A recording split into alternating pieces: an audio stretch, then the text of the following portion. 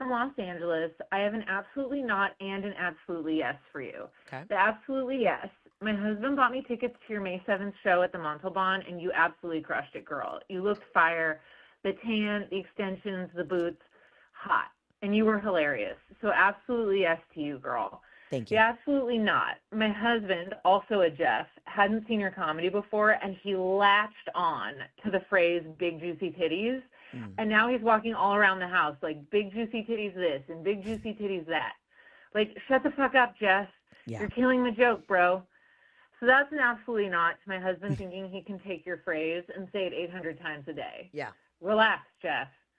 Mm-hmm. Anyway, girl, you were fire. Can't wait to see you back in LA next time you're here, and can't wait for your next special.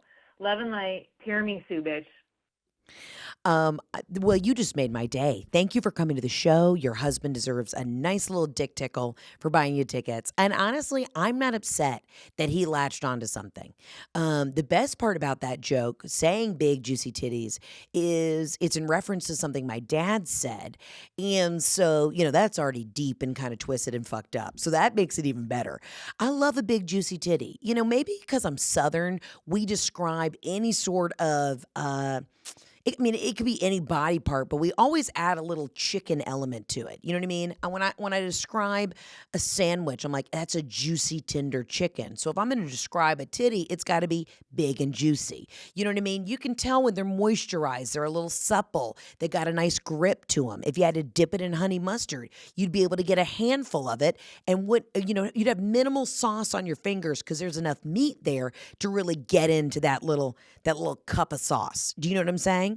I mean, there's a difference between a titty and a big juicy titty. Right now, I am, pre-PMS. I'm PMSing, so my titties are juicy. They are full.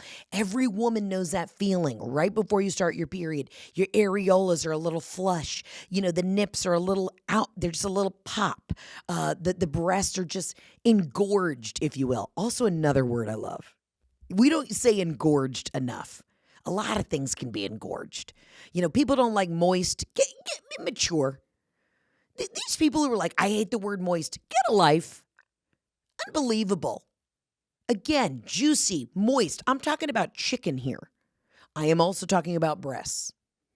A moist areola, nothing better.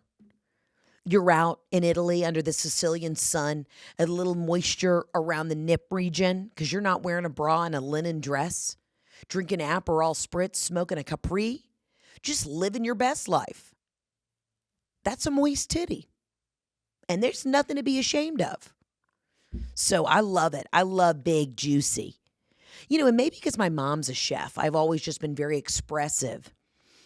And just been very expressive with the way I describe food.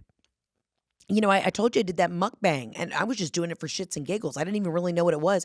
And the feedback I got was, y'all want more. So you know what I'm going to give you? Exactly what you wanted. Let's do a little quick mukbang with this ice water. Can you hear that? It's that good crunchy ice I brought from home.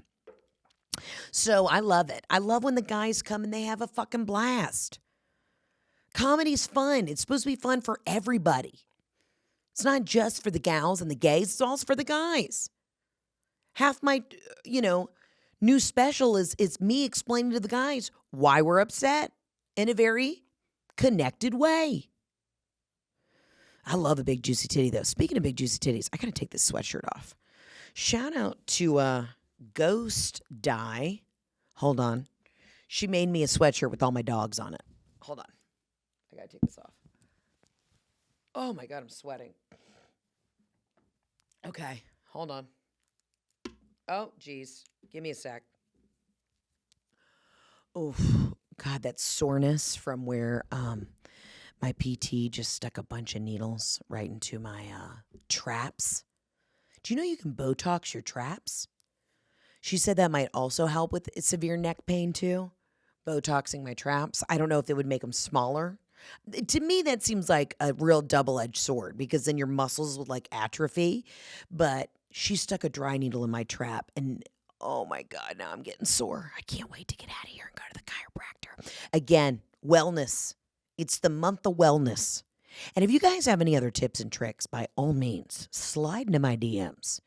I see this great functional medicine doctor. Shout out to Dr. Christian Oja. And she put me on some stuff, and I was doing some research on one of these supplements I'm taking, and it runs the gamut.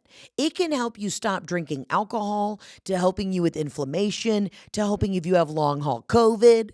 So of course I was doing a little WebMDing about this thing she's going to put me on, which is kind of like an antihistamine and anti-inflammation because my inflammation levels are high. And all these videos were like, "Are you addicted to opioids? This drug can help you." I'm like, so I emailed her. I'm like, I'm not addicted to opioids. Am I addicted? But she's like, no, it's also great for inflammation if you take low doses of it. I'm like, all right, because I just want you to know. I still fuck with the opioids. All right, let's get to the next voicemail now. Don't know why I said that.